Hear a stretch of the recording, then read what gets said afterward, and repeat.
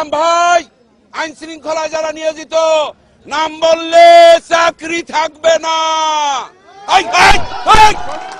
শালার বুতেরা চুপ থাক। উনি বললেন আল্লাহর কাছে, ওই শালার বুতেরা ধর, শালার বুতেরা আরে বাড়াই দেওয়া হয় না, আল্লাহর কাছে বিচার রইল। ও ভাই স্লোগান দিয়েন না, এবং স্লোগান দিবি মেরাম, এবং এইরকম বিচার আল্লাহ সহ্য করবে না। যার ওই তুমি ঠিক দাও কেন শালার পুত ভোট দেন দাও আবার ঠিক দাও। সবাই হাত তোলেন। ওই শালার পুতেরা মুনাজাত কর, মুনাজাত কর, ওই পুরো শালার পুতেরা মুনাজাত কর। মাইক আনতে বলছেন। আল্লাহ তোমার কাছে বিচার দিল,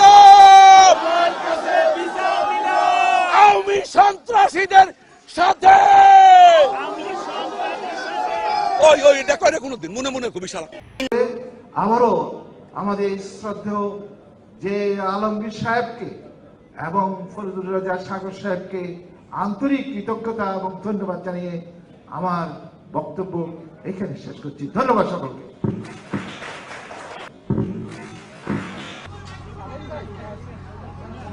আপনি কি এখন মুখটা বন্ধ কেন? এই যে মহিলা, আপনার মুখটা এখন বন্ধ কেন? বলেন তো কি বলছিলেন এতক্ষণ ধরে?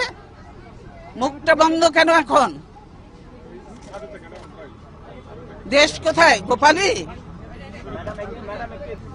গোপালগঞ্জ জেলার নামই বদলে যাবে, বুঝছেন? গোপালগঞ্জ আর থাকবে না। কি আপনাদের মেয়েরা তো ঝগড়া করে কেন? এই মেয়েরা চুপ করো। কয়দিনের চাকরি হয়েছে যে এত কথা বলো?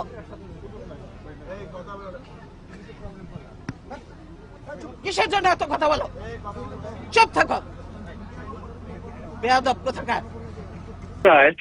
এই মৌলবাদী বিএনপি এদের হরতালের জন্য আহ্বান জানানো হচ্ছিল এবং আমাকে বলা হয়েছে যে হরতাল সমর্থক কতিপয় আপনার ভাড়াটের লোক সেখানে যে এই যে ভাঙ্গা দালান ছিল বা যা ফাটান ভাঙা দেওয়াল ছিল সেই দেওয়ালের বিভিন্ন স্তম্ভ নিয়ে নাড়াচাড়া করে এবং এদের যে গেট বা দরওয়াজা ছিল মূল সেটা নিয়েও নড়াচড়া করে।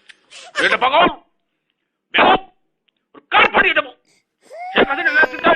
এরকম একটা পাগল মন্ত্রী পরিষদে কিভাবে সুযোগ পায় সে সম্পর্কে খতিয়ে দেখা উচিত। অনতি বিলম্বে ওকে পাবনায় পাঠিয়ে দিন, যার খরচ আমি দেবো। কান ফাটিয়ে দেবো।